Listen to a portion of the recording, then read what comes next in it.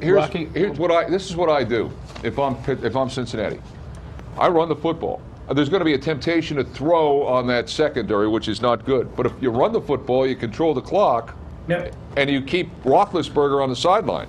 That's what I do. I play for that 17-10 game. Yeah. I limit his touches. I limit Roethlisberger's touches. Now, I don't know if they can run on Pittsburgh. The Bengals haven't been able to run on many people this year. But if I'm going into that game, the one thing I'm saying is I'm going to let Roethlisberger touch that ball maybe 7 times, 6 times in the game, 6 drives. That's what I do. You him 6 drives, that'd be pretty impressive. Yeah. The first game that the Bengals played, which they won, I think both teams scored in the teens. Yeah, it was 7. I think it was 16-10. And it's maddening to watch. When the Bengals have beat him, Roethlisberger, they do a thing where, defense, they play a zone, and Roethlisberger seems to have all day. In that first game, he seemed like he stood back there forever and could do it, look around for as long as he wanted to play.